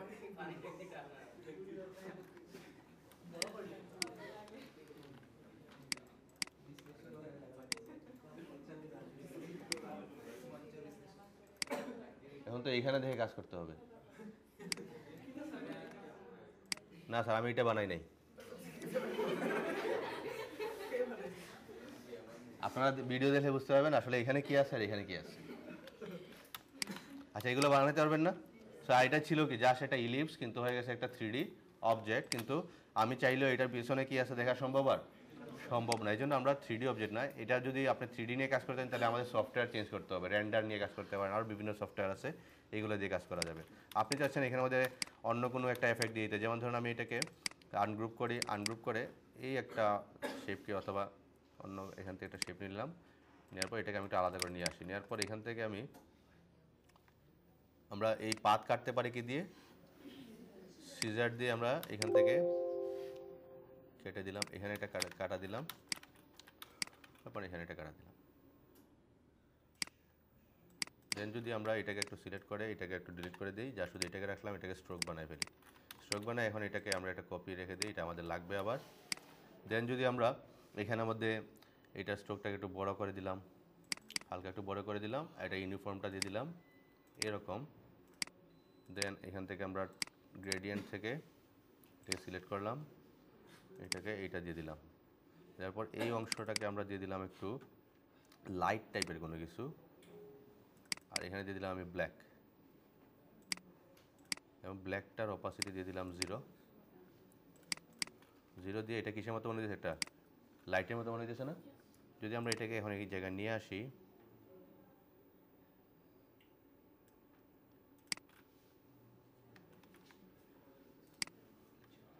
ট্রান্সপারেন্সি থেকে আমরা এখান থেকে কালার ডচ এইভাবে রাখা যায়, কিন্তু এই রেজাল্ট দেখে আমি খুশি না, যেখানে এখানে যে রেজাল্টটা আছে এই রেজাল্টটা এখানে নাই, ভিডিও দেখলে বুঝতে পারবেন। ওভারলে ওটা ভালো দিচ্ছে না। আচ্ছা, এখানের মধ্যে আমরা চাইলে আরেকটা কাজ করতে পারি। আমরা যেহেতু এখানের মধ্যে এটা রাখছি, এটাকে নর্মালি রাখলাম, নর্মাল রাখার পর গ্রেডিয়েন্ট থেকে এটাকে ব্ল্যাক দিয়ে দিই, তাহলে এখানের মধ্যে শ্যাডো টাইপের কোনো কিছু হয়ে গেল। এখানে শ্যাডো দিয়ে দিলাম, এই যে শ্যাডো টাইপের কোনো কিছু হয়ে গেল। এবং এইটাকে আমরা একটা কাজ করতে পারি, নিচে নিয়ে যাই, এখানে শ্যাডো হয়ে গেল।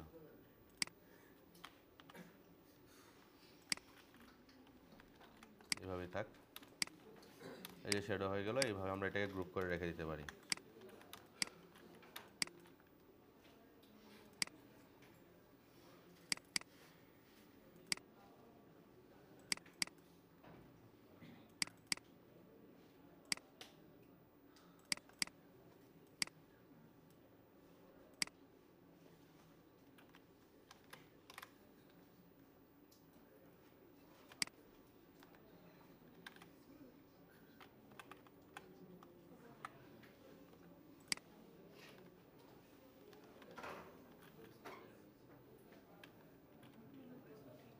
এটা থাক। আচ্ছা, যদি আমি এটা দিয়ে বানাইছি, আপনি চাইলে অন্য একটা অবজেক্ট দিয়ে বানাইতে পারেন। এটা যেমন পলিগন নিলাম, এখানে নেওয়ার পর এটাকে কালার দিয়ে দিই, এই কালার দিয়ে দিলাম, এটাকে আমরা এই শেপ বানিয়ে ফেললাম। দেন এটাকে সিলেক্ট করে আমরা আগে এটাকে এইভাবে দিয়ে দিলাম। দেওয়ার পর এটাকে আমি আরেকটা শেপ এখানে নিয়ে আসলাম।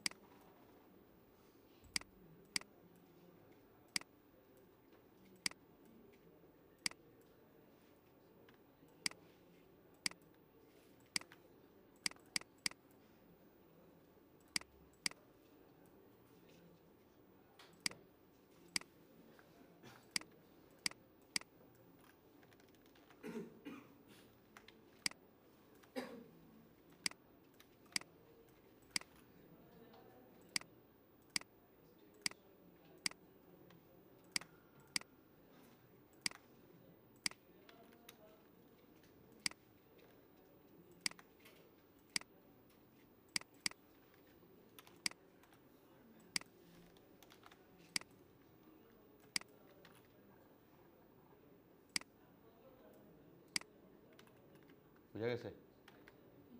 ডিফারেন্ট একটা মানে এগুলোর মধ্যে কী থাকে, এগুলোর মধ্যে বিভিন্ন ধরনের প্রোডাক্ট রাখার পর এগুলোকে দিয়ে অ্যাডভার্টাইজমেন্ট করা হয়। সেগুলো সামনে আরও বানাবেন আপনারা। এফেক্টের 3D দেখানো হয়েছে না, তাই না? এটা নিয়ে দেখানো হবে, মাস্টার ডিজাইন দেখানো হবে। হ্যাঁ, কাজ সেমই। এটা আমরা একদিন দেখাইছিলাম, এটা এটা দেখাইছিলাম। আচ্ছা, তাহলে এটা মাস্টার ডিজাইনে আসছে, সমস্যা নাই। ওকে, ভিডিও